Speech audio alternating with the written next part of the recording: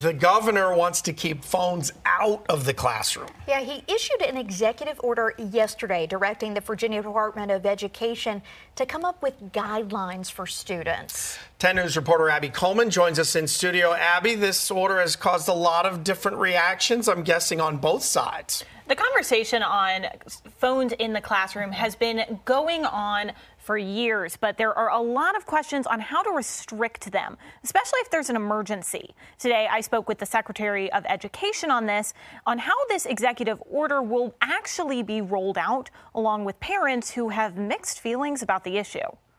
I would like to say I have a few years before I have to think about this, but that's not always the case. Jessica Blandy's daughter is only 7 years old, but as a teacher and Roanoke City Council of PTA's president, cell phones have quickly become a topic of conversation. I've got second graders that are going to an aftercare program, and then somebody else is picking them up to go to dance or to a sport. Emily Casey is the mom of an 11-year-old and doesn't want to get her son a phone anytime soon.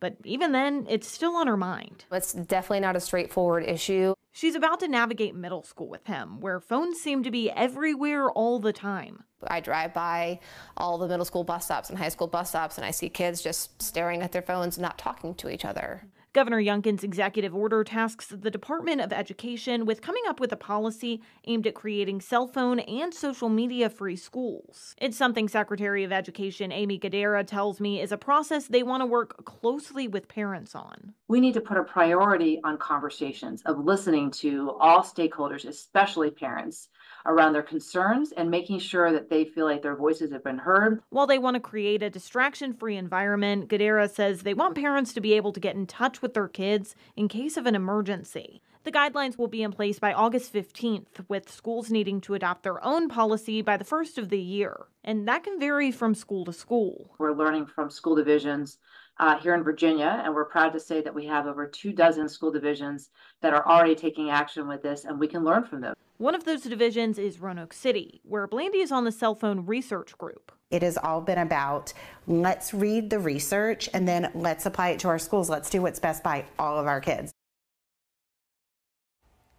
Youngkin wrote in that order that children spend an average of nearly 5 hours a day browsing social media. So it's clear that people do want that balance of, not being a distraction, but also we do have a lot of technological advancements. And I was telling my sister about this yesterday. Yeah. She's 15. She's in high school. Yeah. She was not thrilled. I'm sure she was not thrilled.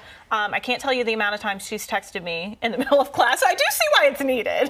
Right. But she's not thrilled. Sure. And there are a lot of different opinions. Parents also want to have access to their kids in case of an emergency. Yep. So it's tough. There's a lot to figure out here. And I'm thinking the teachers are probably on the other side of that coin going, hey, let's limit it so I can get my class studies done. Yeah, because if you're supposed to be taking notes, but you're really texting, what are you going to learn there? Right. 100%. Exactly. Abby, thank you very much. Thank you.